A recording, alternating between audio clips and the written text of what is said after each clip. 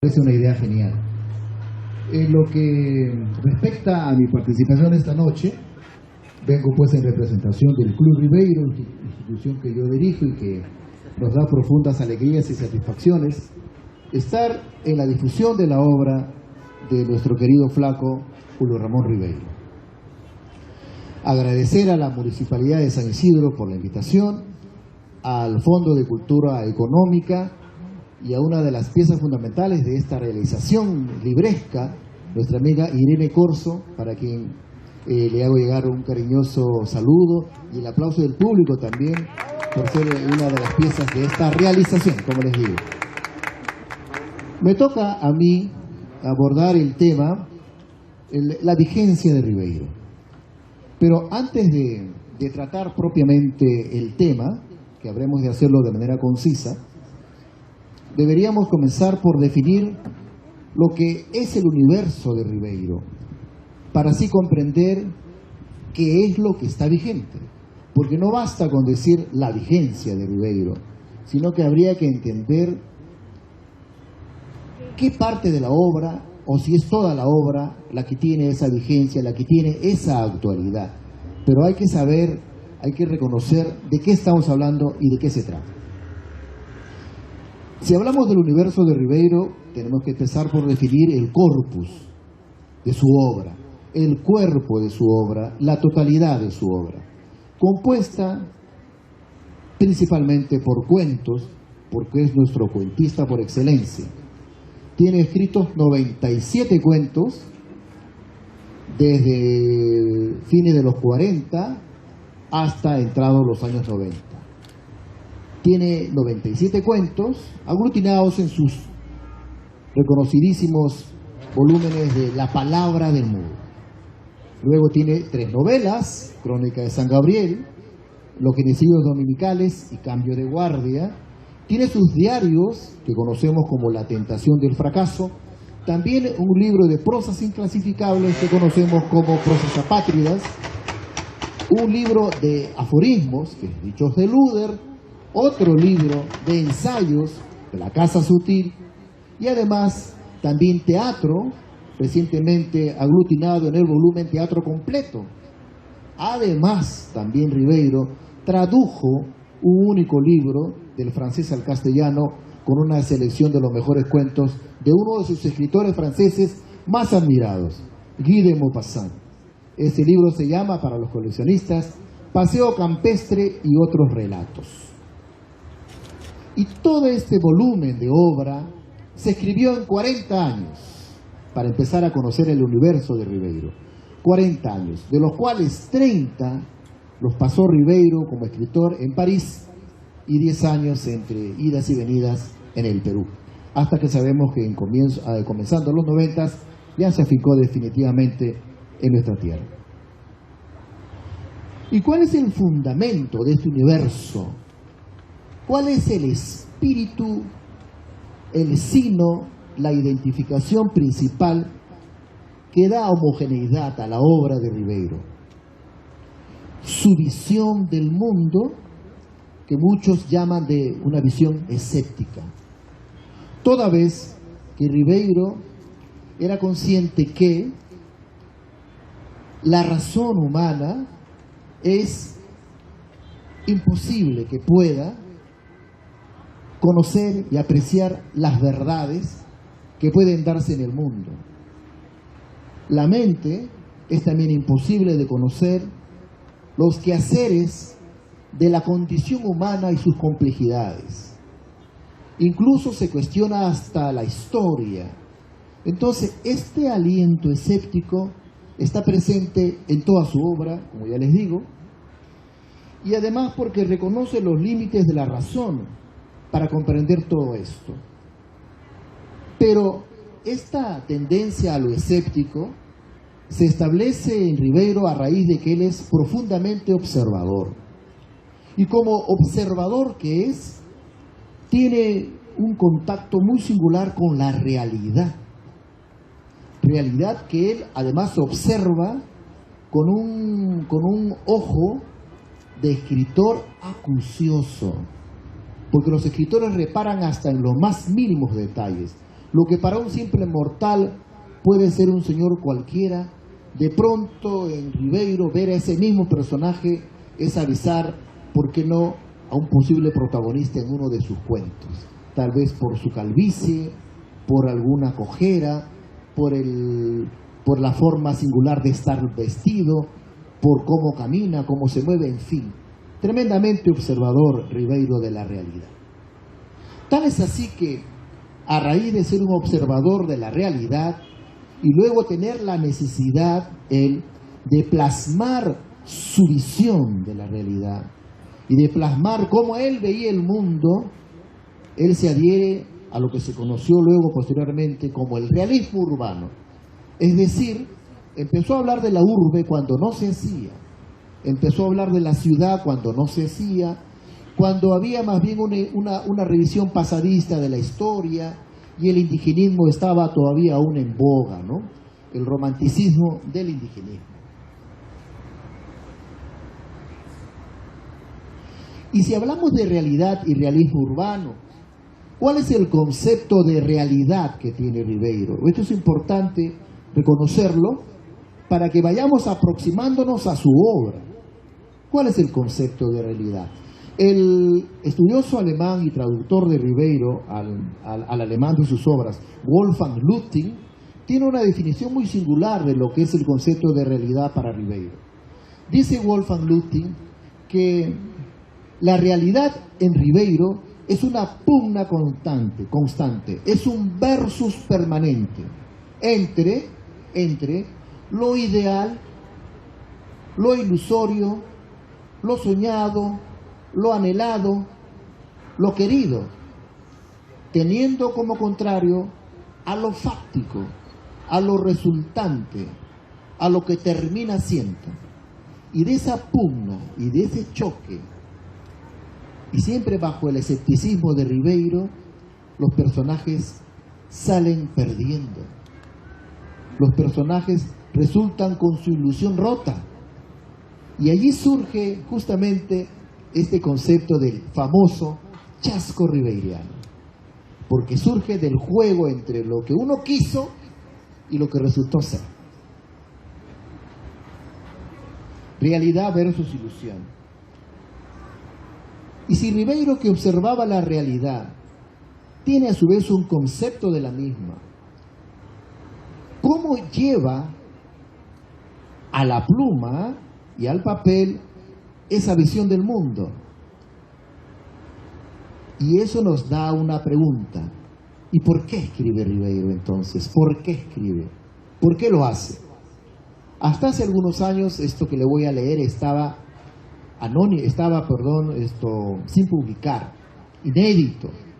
Y aquí Ribeiro dice por qué escribo, y se los voy a leer porque es muy declarativo y fundamental para entenderlo en su esencia.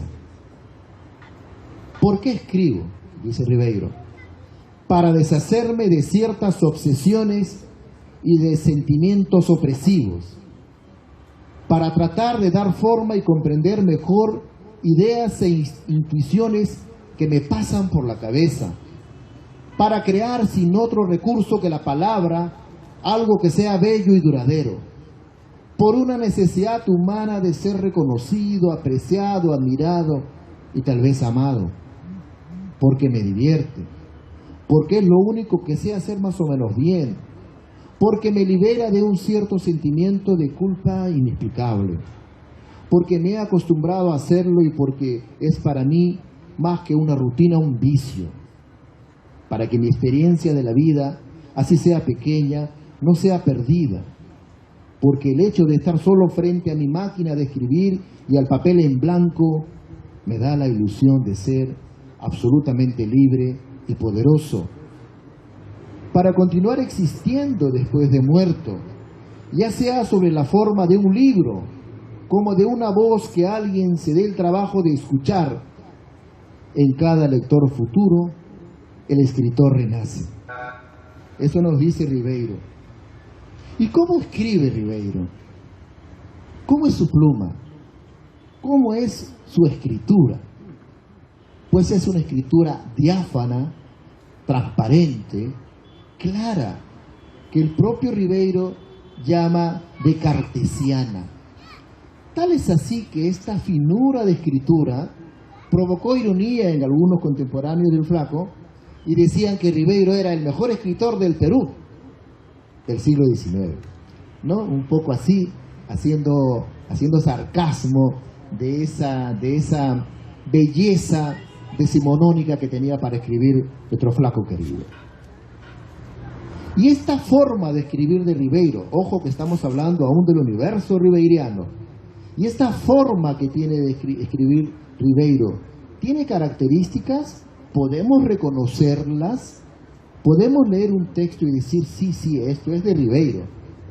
Pues claro, tiene algunas características notables. Primero, el gran poder de fabulación que tiene Ribeiro. Es decir, de lo más nimio te arma una historia. De pronto puede estar en el metro de París y observa a una pareja discutir y sin querer queriendo escucha lo que hablan y le sorprende cómo están cruzando palabras y le sugiere un cuento.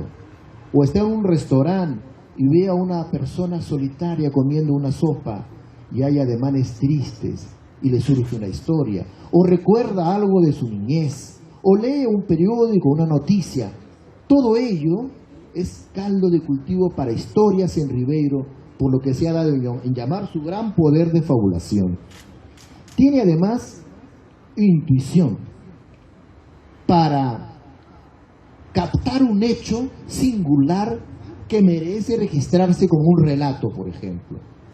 O de pronto percibe a su personaje con una característica notable que lo define. Como por ejemplo en el cuento Una aventura nocturna, y dice de Arístides, el protagonista, recuerdan, que su mirada carecía de potencia. Sin darnos mayor características, solo nos dice que carecía de potencia. Como quien dice, le faltaba personalidad, ¿no? Pero no lo dice, solo menciona carecía de potencia. Y agrega, parecía excluido del festín de la vida. Entonces, de esta forma, Ribeiro tiene pues esa perspicacia literaria para, con breves pinceladas, definir los personajes y situaciones. Tiene además un refinamiento cultural que le ofrece a su lectura, a su escritura, una elegancia, una sobriedad, una prestancia muy apreciada por sus lectores. Y por último, tiene una inteligencia distanciadora, es decir, él no vierte su opinión personal, él solo muestra el hecho y nos permite a nosotros como sus lectores como que apreciáramos por el ojo de una cerradura lo que acontece en determinada persona, y Ribeiro no pone ni más ni menos que la narración de los hechos que acontecen.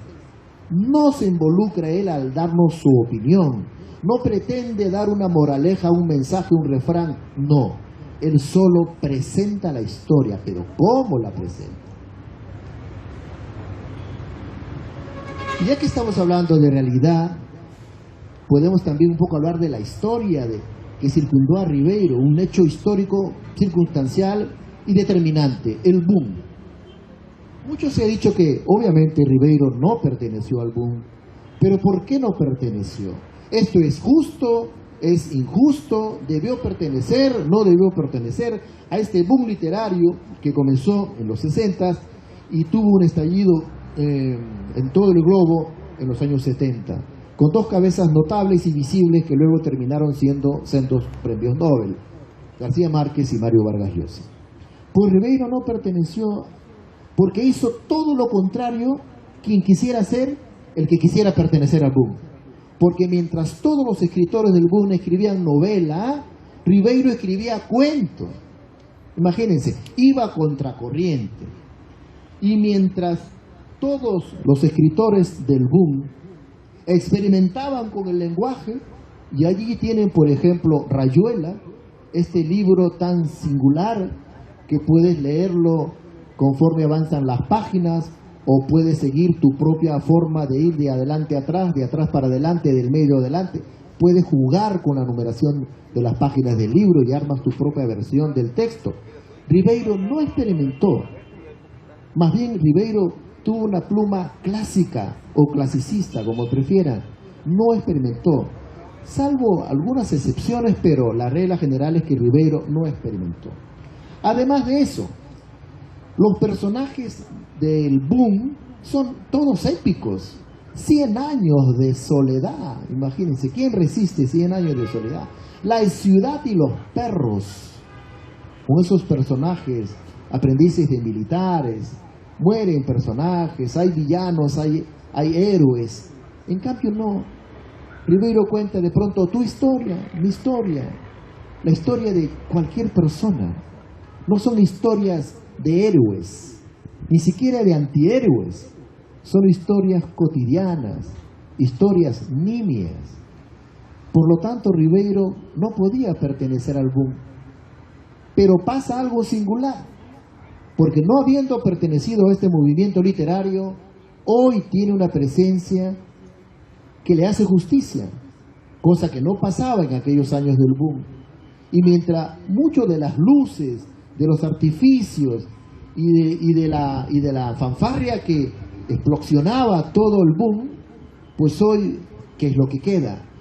Y a despecho tenemos un Ribeiro que tiene pues en la actualidad una presencia que nadie le discute.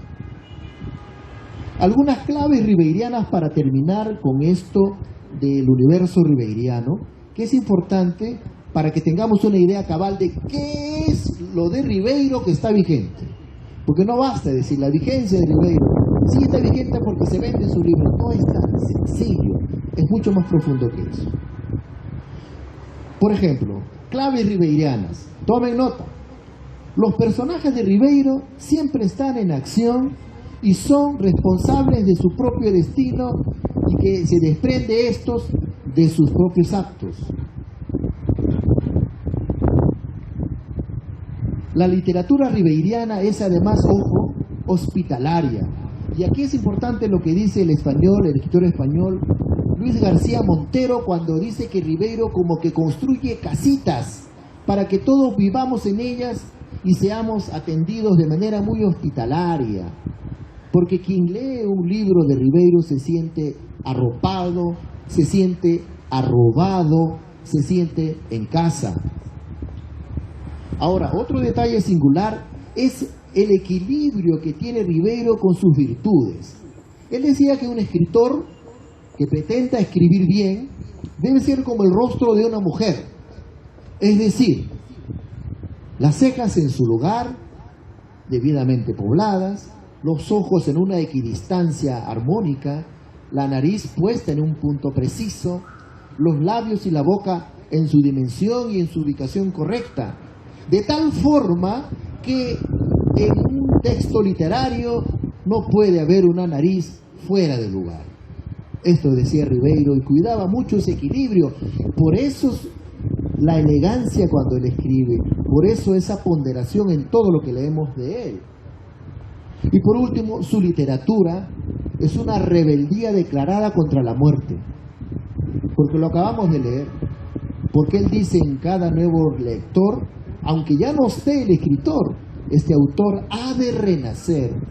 Ese es su legado. Si no leamos su cuento, Ser, que es una invitación a la posteridad para todo el que lee este precioso cuento y reconoce que Ribeiro nos ha de acompañar muchísimos años más, porque tiene una literatura que se proyecta en el tiempo, porque para eso fue escrita. Ahora sí, brevemente en 3 puntos les puedo yo decir por qué está vigente Ribeiro. Son 3. El primero, desde el punto de vista social. Fundamentos sociales, yo los he llamado, fundamentos sociales. Primero, Ribeiro hace una crítica social muy acertada, hace de un diagnóstico, ojo, en los años 40 y 50 de nuestra realidad, y ese diagnóstico se mantiene hasta el día de hoy vigente. Y paso a explicarlo. Justo en aquellos años, fines de los 40, comienzos de los 50, las clases dominantes del país pretenden modernizar el Perú.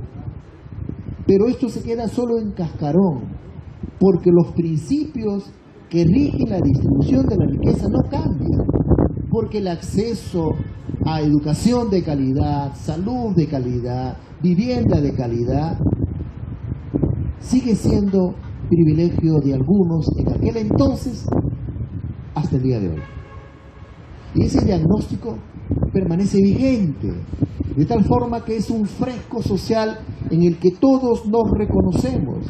Después de tantos años, han pasado más de 60 años desde que Ribeiro empezó a publicar sus libros, y por ejemplo Los gallinazos sin plumas puede haber sido escrito hoy, sino que son los recicladores que paran por los barrios hurgando entre las bolsas de basura,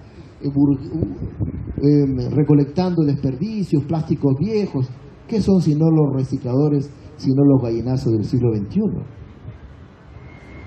Otro detalle importante: Ribeiro sabe, reconoce y detecta el tono del temperamento peruano, la frustración. Jugamos como nunca, pero perdimos como siempre.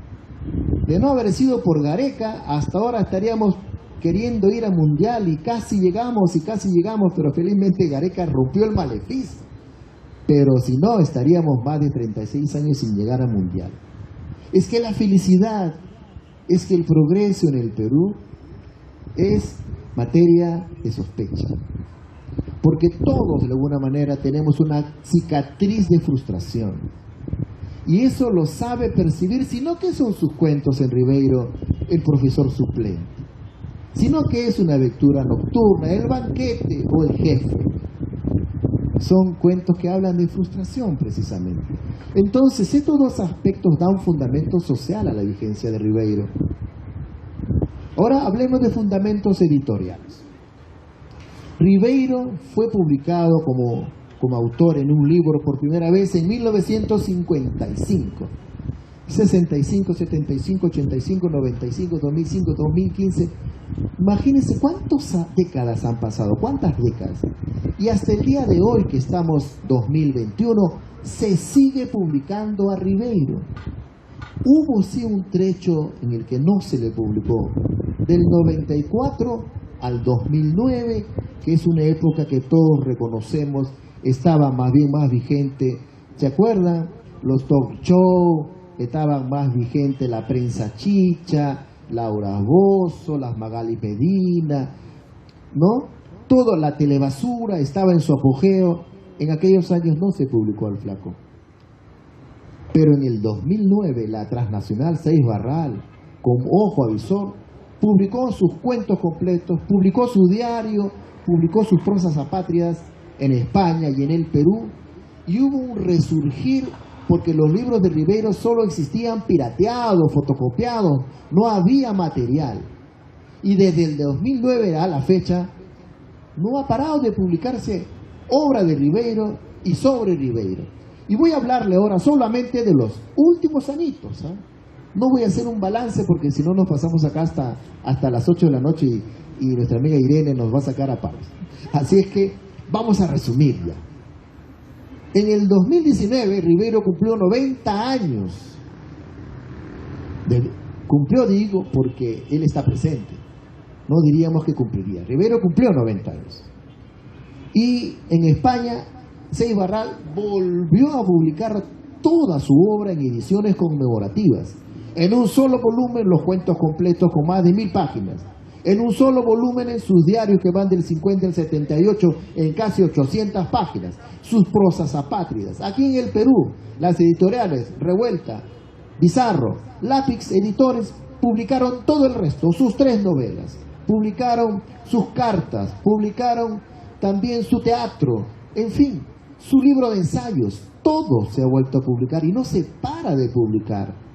Recientemente, los herederos de Ribeiro han hecho un nuevo convenio con otra transnacional, la Penguin Random House, de tal forma que ahora, en todo el mundo de habla hispana, Alfaguara publica los cuentos completos, en alrededor de 1000 páginas también. O sea que Ribeiro se sigue publicando, pero no solo su obra, sino también la que se escribe sobre él, Hablarle de los 2 últimos años. En el 2020 salió el libro Ribeiro, artículos periodísticos, ensayos, que lo editó nuestro amigo Más Palacios.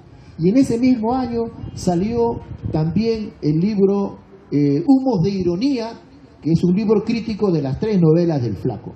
Pero además también la editorial Panamericana preparó el año pasado y lanzó Ribeiro en cómic, y viene preparando un libro que es la biografía del Flaco en cómic.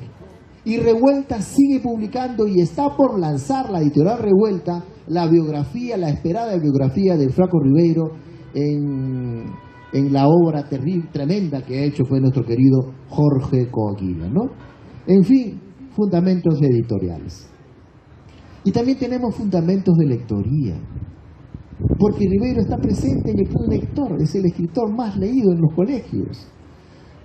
A mí me han invitado, mi amiga Silvia Gómez, que está aquí presente, que trabaja en un prestigioso colegio de la ciudad, me invitó para conversar con sus alumnos sobre Ribeiro, y así otros amigos, mi amiga también Leslie una vez me pidió información y intercambiamos algunos textos sobre Ribeiro para niños. En fin, Ribeiro está presente en los colegios, lo siguen leyendo los jóvenes porque su contenido es lo que está vigente, porque su obra es la que está vigente, porque el aliento que los creó, que es el reflejo de la realidad, que es su interpretación original de la realidad, está vigente, porque nos reconocemos en sus textos, porque cualquiera de nosotros puede ser uno de sus personajes, y porque nosotros no tenemos que hacer el gran esfuerzo para sentir que de pronto puede ser esa nuestra historia.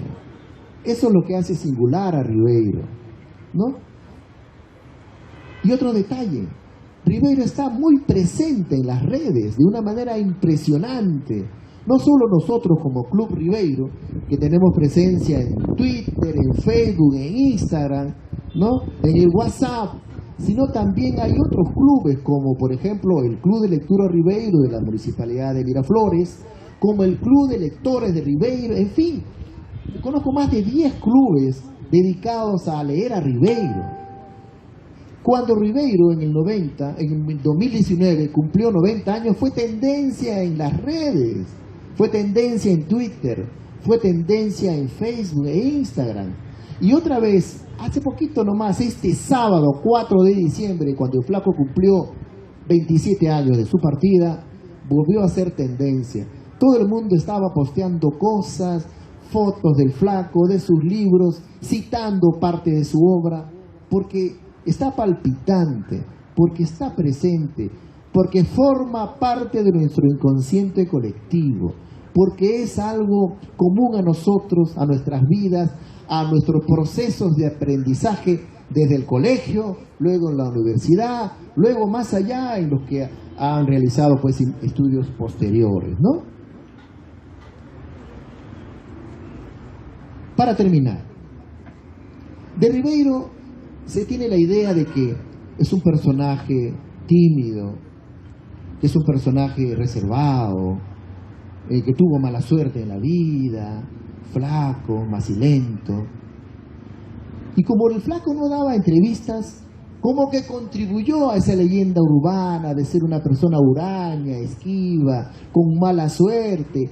Tal es así que cuando la editorial Gallimard, mire, nada más y nada menos que Gallimard de Francia, editó al francés Gallinazo sin plumas, en vez de poner la foto del Flaco, puso la foto de un escritor de raza negra por error. Imagínense, así era de piña el Flaco, ¿no? Toda esta aureola de proximidad al fracaso, hasta él mismo lo hizo escribir su libro de memorias como La tentación del fracaso. Pero cuando Ribeiro retorna al Perú en los años 90, comenzando los 90, se reinventó, reclamó para sí el derecho a ser feliz, abandonó París, lo dejó todo, dejó el trabajo de representante ante la UNESCO con el sueldo y las bollerías de embajador, renunció a ello, renunció a todo y a todos, y se vino al Perú a vivir en su departamento en Barranco frente al mar, ese mar que él amaba tanto, y empezó una vida de bohemia, Y le gustaba bailar salsa, bailar bachata, bailar merengue, ir a los karaokes y cantar atrevidamente, montar bicicleta con sus amigos. Allí está, para dar testimonio de ello, Guillermo Niño de Guzmán, Fernando Ampuero, Alonso Cueto, entre otros, ¿no? Entonces Ribeiro empezó a frecuentar la bohemia de Lima. Lo reconocían en la calle. Incluso una vez Ribeiro pasaba por Barranco comprando su pan o comprando su fruta, y justamente pasa un frutero y lo reconoce a Ribeiro. Y por esos azares y casualidades, justo el frutero tenía un libro que leía en sus momentos libres, y le muestra al flaco, porque esa figura quijotesca inequívocamente uno la reconoce. Y Ribeiro se sintió muy feliz de que alguien humilde y sencillo lo reconociera. Y además Ribeiro tuvo hasta nuevo amor. Anita Chávez tuvo hasta nuevo amor. Hay anécdotas incluso de cómo Ribeiro se volvió un rockstar. Cuando en 1992 se presenta el cuarto tomo de La Palabra del Mudo de la editorial Milla Batres, resulta que el auditorio de la Municipalidad de Miraflores, donde se presentaba el libro, quedó chico y muchísima gente quedó fuera y hacían bulla y gritaban y querían entrar. Tal es así que los organizadores le dijeron: señor Ribeiro, por favor, mejor salga usted al balcón y digan que se calmen, por favor, parece que van a tomar la municipalidad. Y Ribeiro salió al balcón, dio su balconazo, y los que estaban abajo gritaban: Ribeiro es del pueblo, Ribeiro es del pueblo. Imagínense, Ribeiro presidente. Otra anécdota: como Ribeiro ya estaba un poco desatado, ya hasta le agradaba que lo reconocieran. Y Antonio Cisneros cuenta una anécdota. Una vez se van a una peña de Lima y entran, se posicionan en una mesa y nadie reconoce al flaco. Y Ribeiro le dice a Toño Cisneros: nadie me ha reconocido. Sorprendido de que nadie lo ha reconocido. Entonces Toño Cisneros, disimuladamente, como quien va al baño, se va donde está el maestro de ceremonias de la peña y le dice: señor, en esa mesa está el escritor, el gran escritor peruano Julio Ramón Ribeiro. Mándele un saludito, le dice. Así que al momento, luego, el maestro de ceremonia dice: sí, en estos momentos estamos complacidos que aquí está con nosotros el gran escritor peruano Julio Ramón Ribeiro, palmas para él. La peña entera aplaudió y como que Ribeiro recobró la sonrisa. Imagínense. Es que Ribeiro reivindicó su derecho a ser feliz y le decía a sus amigos que él era en sí mismo también muchos Ribeiros. Claro, el Ribeiro escritor, el Ribeiro que tenía una historia, pero el Ribeiro que tenía una historia, pero también el Ribeiro padre de familia, el Ribeiro bohemio y el Ribeiro que tenía derecho al amor de una mujer. Cierro con esto. Han pasado 27 años de su muerte y allí está su obra. Y allí está la forma en que él vio al mundo, vio nuestro mundo, vio la realidad del Perú y vio también la condición humana como un eje común de todos los hombres de la tierra.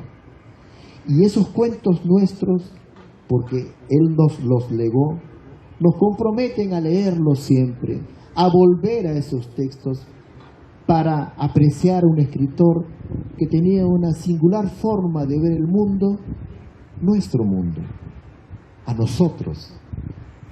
Él decía: quien quiera honrarme, que me lea y me comente. Y creo que eso, por favor, se haya entendido así en mi intervención de esta noche. Muchas gracias.